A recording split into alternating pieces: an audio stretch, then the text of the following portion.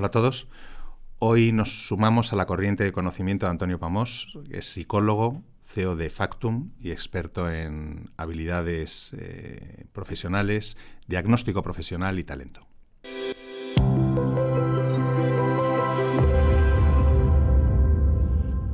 Bueno, Antonio, muchas gracias por estar aquí. Bienvenido. Gracias por invitarme. ¿Qué tal estás? Muy bien, muchas gracias. Me alegro. Estamos viviendo un momento de una transformación muy acelerada, probablemente sobrevenida, ¿no? Si ya era necesaria la transformación en muchos sectores, en el del trabajo, ahora más que nunca. Hay unos datos muy interesantes de PricewaterhouseCoopers que en 2018 ya anticipaban que para 2030 un 33% de los empleos los ocuparían las máquinas. Hay mensajes positivos por parte de la OCDE que tratan de contrarrestar ese impacto en el que se considera que ese 33% de empleos que desaparecen los ocuparán los humanos recurriendo a otra serie de habilidades, ¿no? ¿Hacia dónde vamos? ¿Hacia dónde crees que va el futuro del entorno laboral? Fíjate, yo lo primero que me gustaría destacar es que el trabajo no es un ente abstracto. El trabajo son personas, ¿no? Y tú no puedes entender el trabajo, no puedes entender la evolución del trabajo sin entender las personas.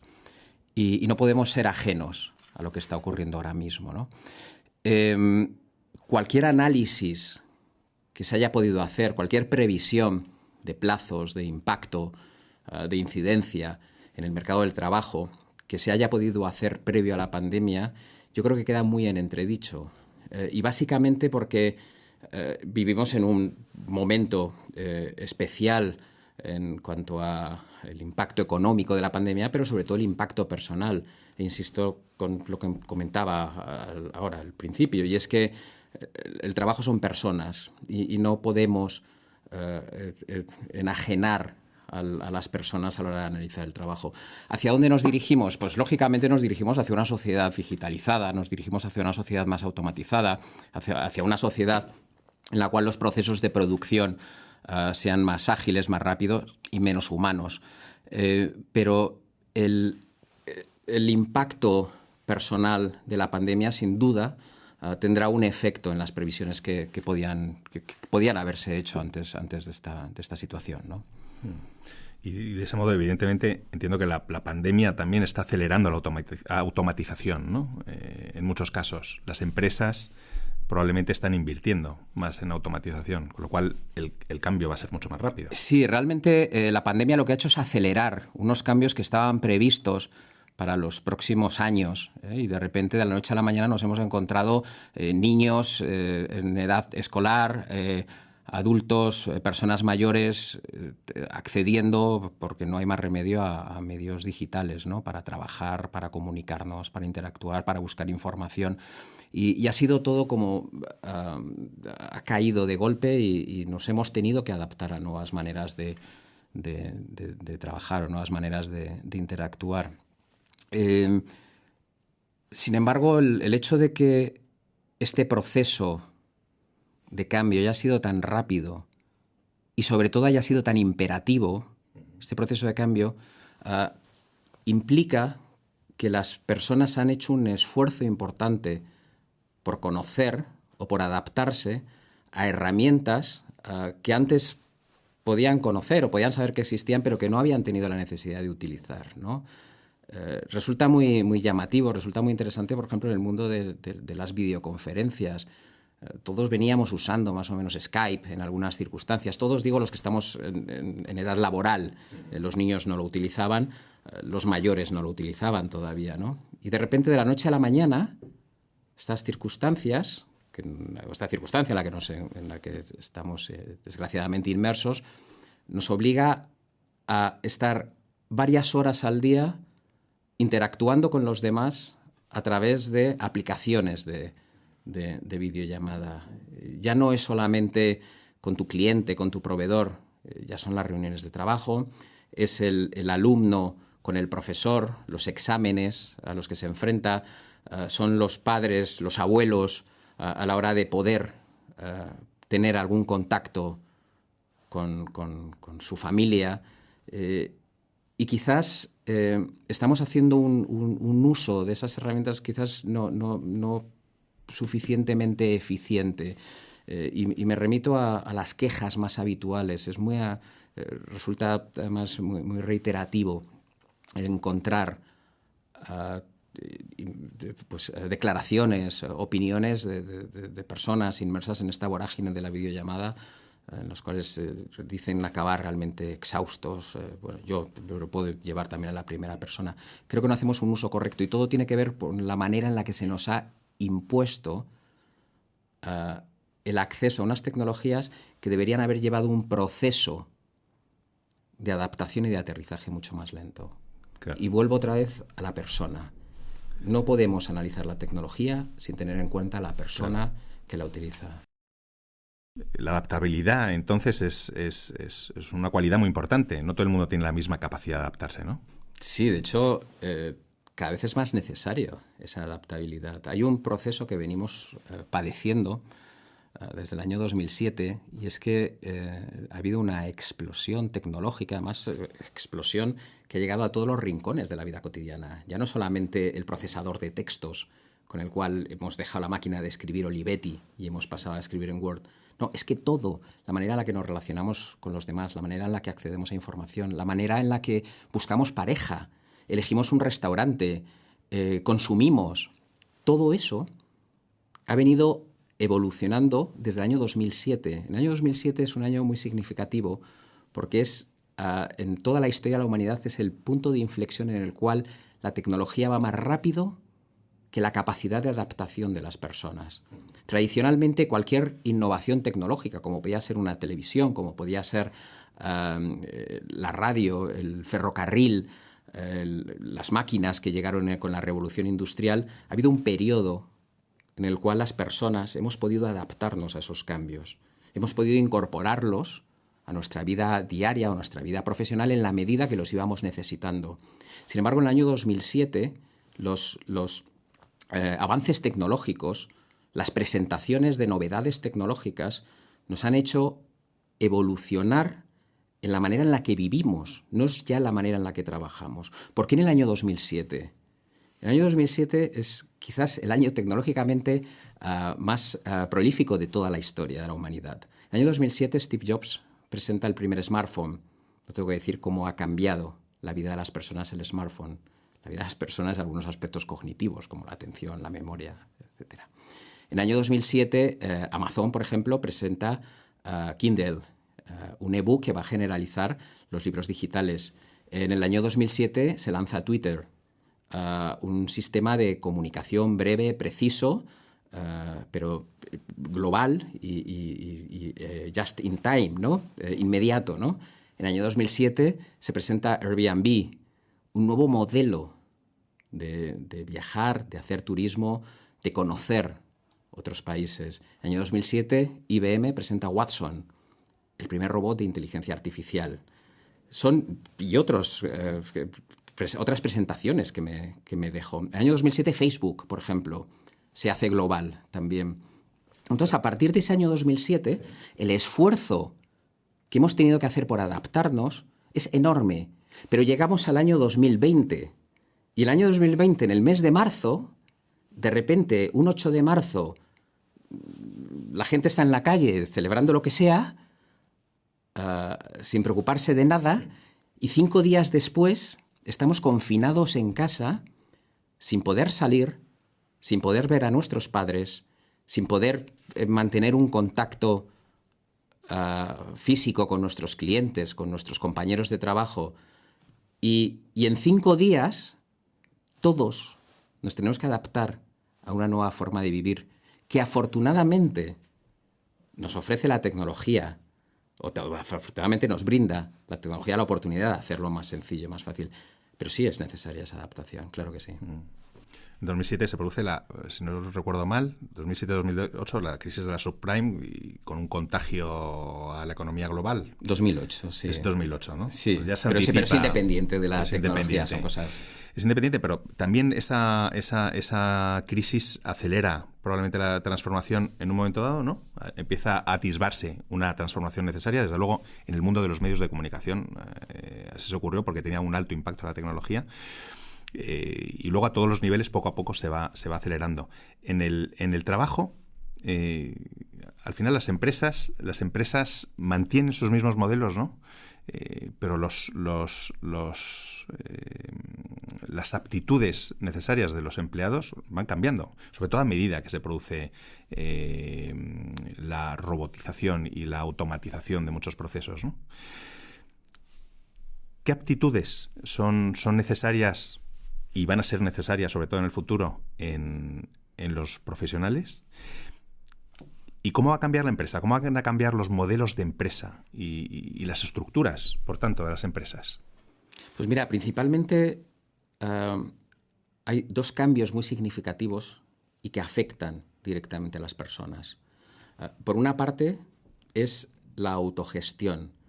El trabajador tiene que ser capaz de autorresponsabilizarse de su formación. Ya no vale aquello de la empresa no me ha dado este curso, yo no sé de esta tecnología o no sé manejar este sistema porque no me han dado la oportunidad de asistir a atender un curso de formación. No, ahora tú tienes la responsabilidad de saber qué es lo que te pide el mercado. Tú eres el responsable de tu empleabilidad.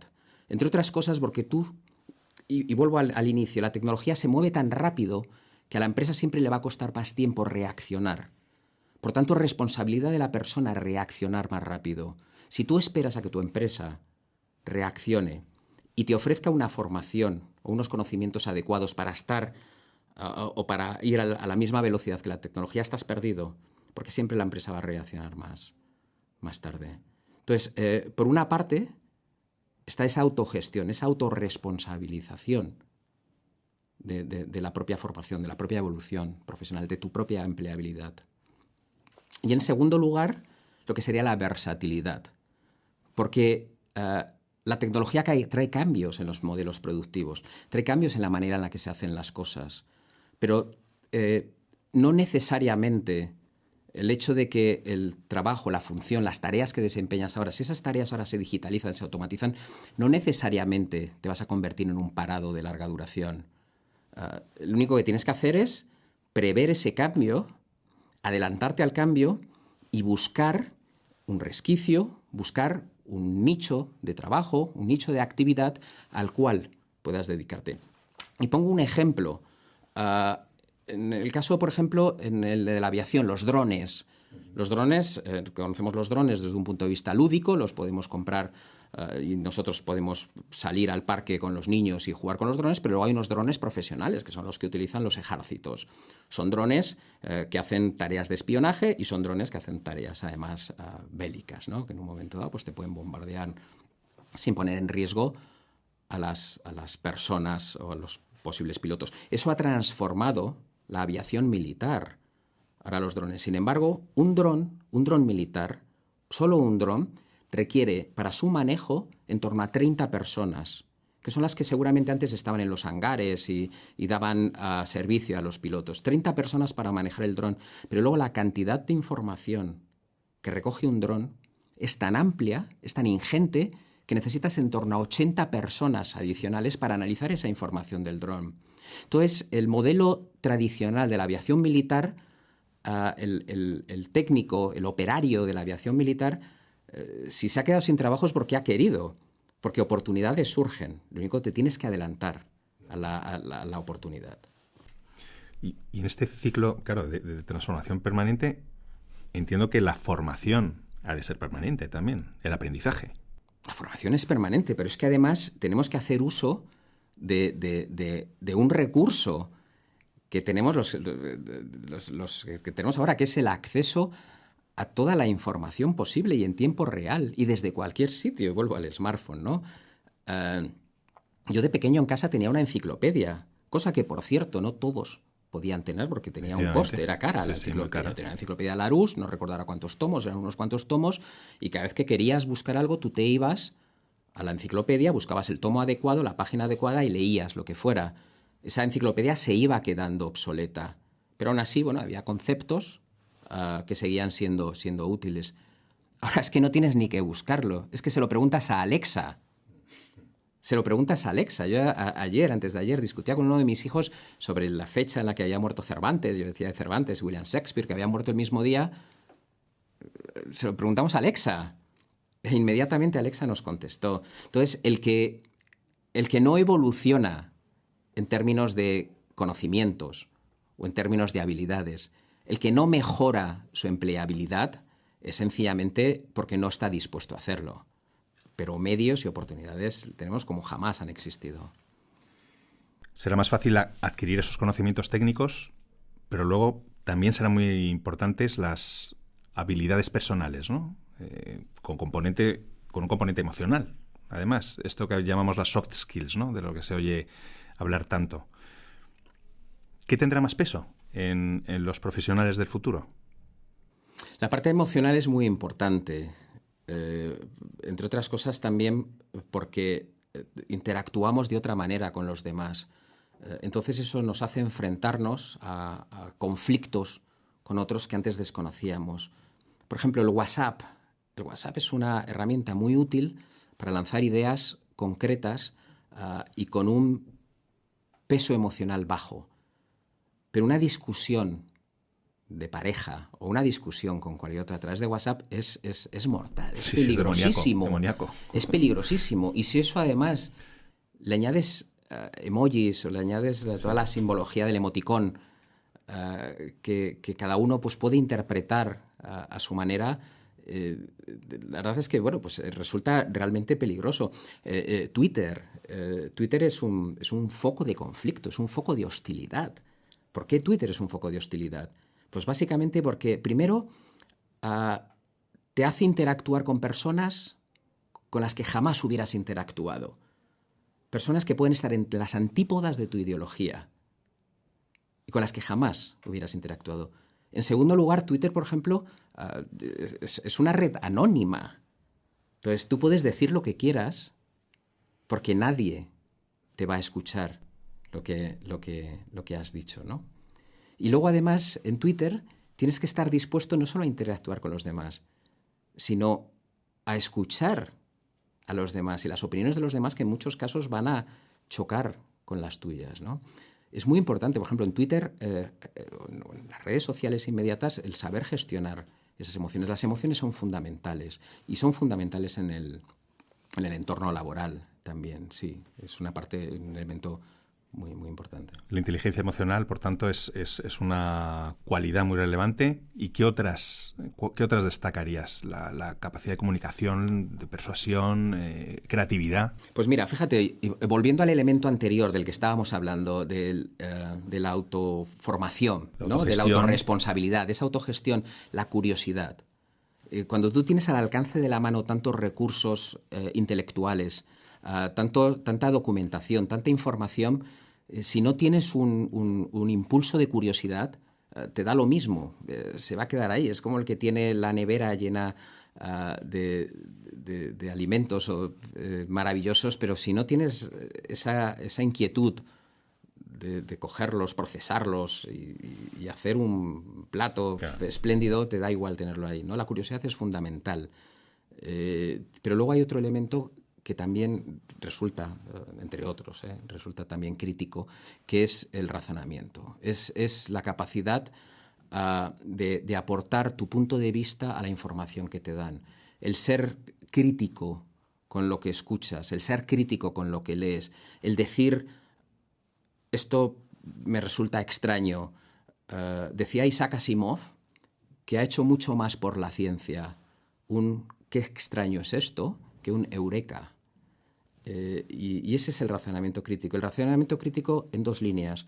Una, para estimar la veracidad de un contenido. Y en segundo lugar, que también es fundamental, es para saber buscar la información adecuada en un mar, en un océano de opciones, ¿no? El saber elegir, el saber quedarte con aquello que consideras importante. El razonamiento crítico, la curiosidad, la gestión de las emociones, importantísimo. Planificar. Dices, ¿cómo vamos a poder planificar en un mundo cambiante? ¿Cómo vamos a poder planificar en un mundo que está en constante, variando continuamente, que no sabemos qué va a ser de nosotros dentro de un año? Pues precisamente por eso, porque necesitas un referente, necesitas una referencia, necesitas una meta a la que dirigirte, un objetivo. La única diferencia es que a lo mejor hace 20 años nuestros objetivos eran de 2, de 5 años y ahora no pueden ser más de un año. Pero siempre hay que prever, siempre hay que planificar. Que además son variables muy ligadas a la inteligencia. Fíjate que, por ejemplo, en el ajedrez, nadie duda que el ajedrez es una tarea intelectual exigente, el jugar bien al ajedrez. El ajedrez es prever, el ajedrez es planificar. El buen jugador de ajedrez lo que hace es adelantarse a los posibles movimientos del otro. Es si yo hago esto, ¿qué hará el otro? Y así es como debemos movernos en una situación tan cambiante. Claro, con un análisis previo. Como la actual. Eso es. Y hay una cosa que me parece especialmente compleja, sobre todo por los modelos educativos actuales, y es cómo se puede formar en habilidades emocionales, algo que los sistemas educativos no tienen previsto, no han tenido previsto nunca. No forman desde pequeños a los niños en estas habilidades emocionales, ¿no? Que son fundamentales y que van a ser vitales, no solamente en el entorno profesional, sino también en el personal. Claro, resulta muy importante enseñar a los niños a tolerar la frustración, a tolerar el no, a tolerar la negativa del padre, de la madre, de los padres, de los profesores, de aquellos que detentan la autoridad. Resulta fundamental. Pero incluso en aquellos casos en los cuales el niño se enfrenta a una situación injusta y es incapaz de autocontrolar sus emociones y está al borde de una explosión emocional, que en los más pequeños llamaríamos rabieta, es fundamental enseñarles desde pequeño la diferencia que hay entre responder y reaccionar.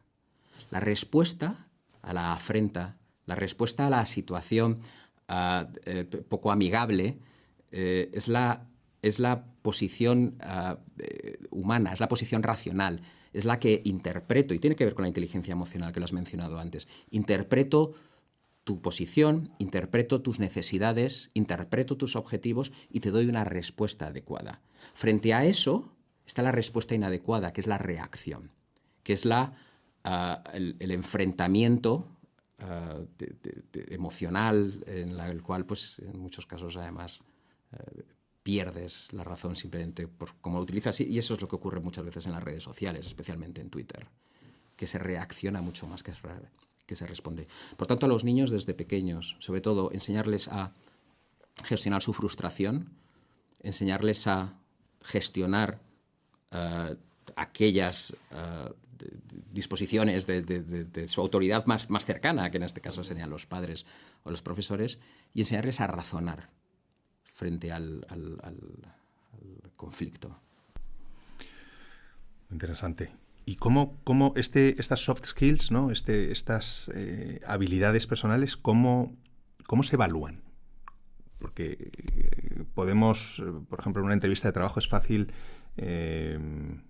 o por el récord profesional y los estudios, conocer los conocimientos técnicos, ¿no? de un profesional, pero esas habilidades que probablemente sean cruciales en esta nueva etapa, ¿cómo las evalúas? Sí, fíjate, seguramente todos habéis visto esa foto de un iceberg, donde se ve un iceberg, se ve la parte sumergida del iceberg, que es una parte varias veces más grande que la parte visible, ¿no? del iceberg. Eso representa muy bien la condición humana, ¿no? en cuanto a su conducta, a su comportamiento. La parte sumergida sería la personalidad. La parte sumergida son los valores, son las experiencias, es la educación que has recibido de pequeño y que te hace ser de una manera concreta, específica, que en torno a los 18 años, 16, 18, depende de la madurez de la persona, más o menos está ya consolidada. Y esa personalidad es muy difícil cambiar. El niño tímido es tímido toda la vida. antes del autocontrol, ¿no? El niño con una baja tolerancia a la frustración, con poco autocontrol, es una persona que va a mantener esa actitud de bajo autocontrol durante toda la vida. Sin embargo, hay una parte visible, que es a la que nos dirigimos los psicólogos que trabajamos en el ámbito de la empresa, en el mundo de los recursos humanos, que es lo que llamamos las competencias. Tú realmente al niño tímido no le vas a cambiar, va a ser un tímido toda su vida. Sin embargo, tú sí le puedes transmitir unas herramientas, unas directrices, para que cuando se enfrente a una situación social que le genera ansiedad, pueda hacerlo de una manera más o menos funcional, desde con la gestión de la propia emoción a través de una relajación previa, la previsualización del momento que le va a gestionar esa tensión al tímido, hasta cómo escuchar, cómo interactuar, cómo hablar con el otro. Entonces, esos tips sí los puedes hacer. Seguirá siendo un tímido toda su vida, pero será un tímido que ha aprendido a interactuar en entornos sociales, ¿no? ¿Y se pueden seguir aprendiendo esas habilidades, tú crees, después de los 18 años? Indudablemente, sí. Claro que se pueden seguir aprendiendo. Insisto, seguirá siendo un tímido, pero seguirá siendo un tímido que sabe sobreponerse a su timidez, siguiendo unos tips, unas indicaciones, sí. Y desde el punto de vista de la empresa, de las organizaciones, si se empodera al individuo, ¿no? Si se está dando ese valor a la autogestión del individuo, a que lleve la iniciativa, ¿no? En el fondo, en sus labores, ¿cómo deben adaptarse a las empresas? Porque entiendo que hay un cambio también de modelo en la empresa, ¿no? Se pasa de modelos verticales, ¿no? De un liderazgo férreo y probablemente poco conversacional, a un modelo de liderazgo repartido, ¿no? Y probablemente con muchas más voces y mucho más diálogo. Sí, pero de cualquier forma el reto principal que tenemos los que trabajamos en recursos humanos ahora mismo y creo que en los próximos meses es la gestión del trabajador en la distancia. Fíjate que cuando hablamos de autogestión, esto es algo previo a la pandemia, pero ahora ya en un entorno de teletrabajo, donde tienes a la persona en su casa trabajando, la delegación de la autogestión tiene que ser completa y absoluta, ¿no? Tiene que ser su propio líder, o sea, tiene que ser su el propio liderazgo líder. Lo tiene que asumir el empleado. Claro, tiene que ser su propio líder. De hecho, de nuevo, volvemos a ese concepto de la autorresponsabilidad. Uh-huh. En el caso de cómo lideran ahora, ¿no? los responsables o los que tengan esa función dentro de la organización de liderar a los demás, pues hay un elemento muy importante en la gestión del teletrabajo y del trabajador ausente, que es el cariño. Resulta más importante que nunca ahora mismo dar cariño a tus trabajadores. Pero no hablo de un cariño pueril, no hablo del cariño, de la comprensión que puedas tener con un niño, porque somos adultos y nos tenemos que tratar como adultos. Hablo del cariño de no sentirse desplazado, de sentirse vinculado con un proyecto que es una empresa. Yo lo decía hace poco, el principal reto ahora mismo que tenemos, tenemos también por mi función que desempeñar un liderazgo, es luchar contra la desafección del empleado, sabiendo que no está contigo. Luchar y ser capaz de mantenerle emocionalmente vinculado con el proyecto. Ese es el reto fundamental. Se produce, en la distancia se produce una desvinculación emocional muy clara del trabajador con el proyecto, que es la empresa. Y esto afecta claramente a la cultura corporativa. ¿Cómo se construye la cultura corporativa, ya para finalizar, en un entorno de trabajo en remoto? Pues es que estamos aprendiendo. Si es que es lo que te decía antes, si es que esto es algo que nos ha caído, todos conocíamos el teletrabajo. Había empresas que permitían teletrabajo. Yo desde mi empresa permitía o teníamos implantado cierto teletrabajo. Pero de repente, de la noche a la mañana, todos optan al teletrabajo con más o menos medios, ¿no? Esto de la desafección, yo siempre he sido un defensor del teletrabajo y hay algunos aspectos en los que me ha decepcionado. No me he vuelto todavía un detractor del teletrabajo, no sé si llegaré a serlo en algún momento, pero en algunos aspectos me ha decepcionado. Y uno de ellos es, yo he percibido esa desvinculación emocional. Tenemos que ir aprendiendo sobre la marcha, tenemos que ir incorporando esta nueva manera de gestionar nuestro trabajo, el de los demás, nuestra relación con los clientes, nuestra relación con los proveedores, nuestra relación con los productos con los que trabajamos, y tenemos que ir aprendiendo sobre la marcha y respondiendo muy rápido, porque además todo lo que tardes en responder produce inadaptación y tu competidor lo hará y te quedarás descolgado. Estupendo. Pues curiosidad, razonamiento crítico, adaptabilidad. Emociones, adaptabilidad, planificación, corto plazo, pero planificación, prever, adelantarte a lo que pueda ocurrir. Fenomenal. Estupendo, Antonio. Pues muchísimas gracias. Con esto yo creo que concluimos. Ha sido un placer tenerte con nosotros. No, yo estoy también. Las gracias por darme esta oportunidad. Muchas gracias. Igual. Gracias.